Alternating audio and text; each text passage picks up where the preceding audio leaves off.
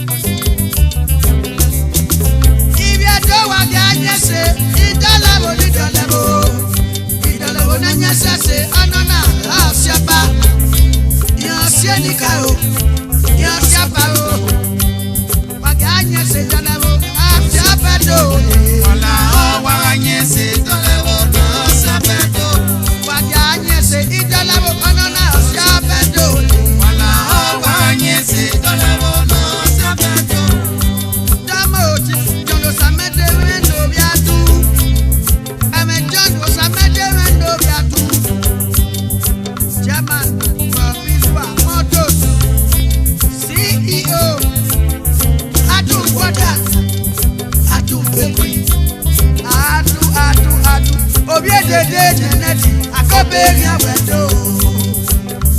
owa no way for biswa people samede do bia do we do talk we no wa pa we na no ri oluku no yare o jene wana no boye ba eke na na oherua akisie bole o Idolevbo wa ki o yo samede we do bia do okala o wa yese Idolevbo no sabedo wori eke ayoba na o dado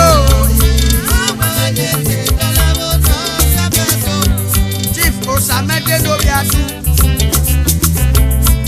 Wadi eganya banya o dato Waze o ami o temi na wi ba kiaba Waze dario ami o temi na wi ba kiaba o samede no biatu Atebite o ige gogo se ni asia tangbe ana lule e mani manya mi na bi e mi na gele ana mule solo la pa na bo wa e ri lodi ada ite go la pa bi e mi le ona si ani ale no pa mo di bu wi gogo o la pa no re ri lodi ana mo wu ka kwa se ana we wonya bu ona ise ko ma yo mare ana ime wu o la pa na we no yu no ka mo ya ji no ro wa ma we doge mi iswa ire o la pa si ana ya mo ye la re o amaye la re o ari mo ye la re e ma ni fie mi e bo ya na biole o mi ya ji ta na che pastor orun do lo pa na mu e aye la ona imu mi o me pise o ka jo si ni o pa bu pe ona imu do we na la ore e pa yan do re mi na gbe ya po ise ogo bo ki e be o pa go bo ki na mu na la na mi oh ye te mu e u te do re jo si no he okay ba okay a ibi ado wa du keke bebe nu wa inu ejo si ni na mi we po o wa maga ukuri efo baga anye se Idolevbo na asabedo Idolevbo wa ki o Honorable Matumendo bi to iyeke me o la o wa anye se Idolevbo na asabedo eke no won la o ona na e mo ki aleluela eke no won la e mo ki aleluela egi la sati sun no sugugo e ayejojo iga alele wa no le po ma to agbo wa sa lo bi ko iyekele iga lele ayo wa me negasi o he no ku wa kan e to be e ti an mi o ba o dabo o le truck mi o ba ya fi kana o o ma na wini wini na we pe e mi o ba ya fi kana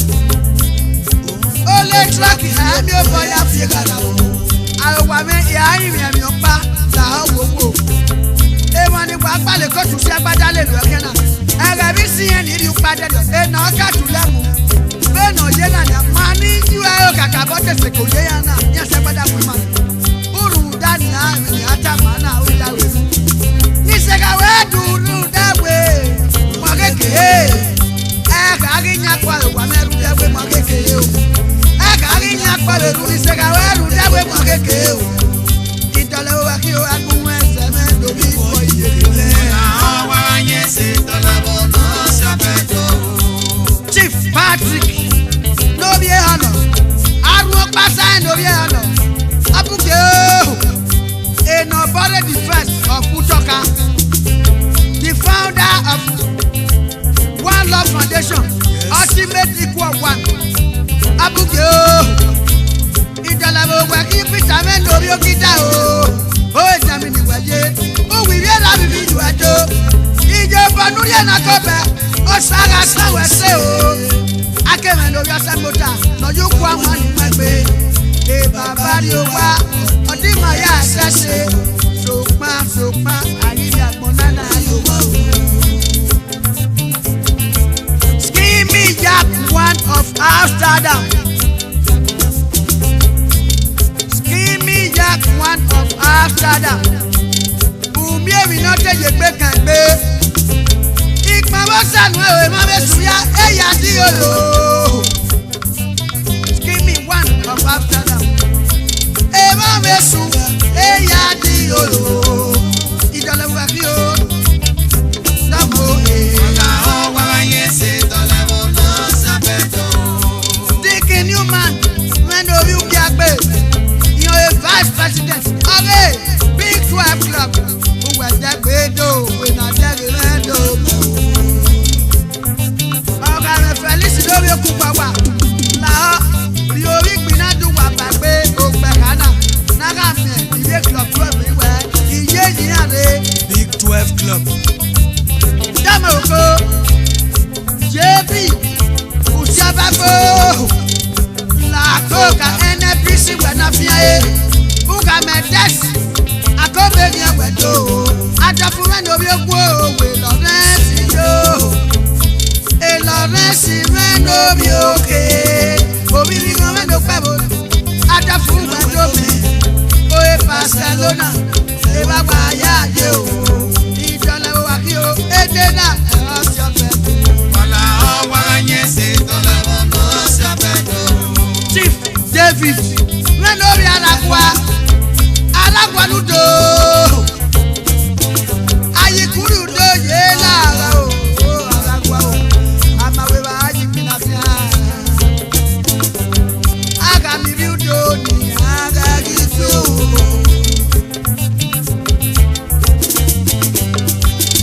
adaza ọmọ Jesse Anthony Ogungwawa MD Atoku Moto Iyo banuri na Akobe isati we o Pakistan me no bi ma fi don we Greg do me o Ipon wo sanu we o e ba me suya e ya ni o Mrs. Pat Oduware me no bi ojegwe Akobeghian we do ye wa o Idolevbo ki o party me no bi ojegwe o Freed Macha Osasere Osarokie Chama Idowu community Wonya hotel ne wana no Idowu estate Idowu Oda fi yellow Oda fi pilaki O watia we do obi atia we Obi edede kan batu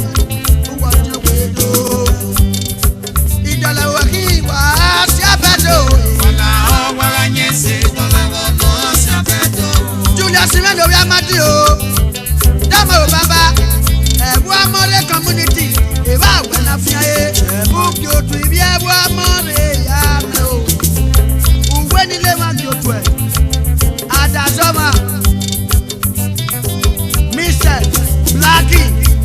Okutana. Monto Dilas. Waganyese Idolevbo no na Asiabeto. Waganyese Idolevbo no Asiabeto. Wala o waganyese Idolevbo no Asiabeto. Vitamin of your sawaru Ejaras moto solaga weki. Waganyese Idolevbo. Uma papa go, uma papa one. Olaga weki of your sawaru. Waganyese Idolevbo no Asiabeto. Ready when of your baga ugi otoria do game o. We are doing the Canada do Pakistan ugi otu egragi me o. Honorable government and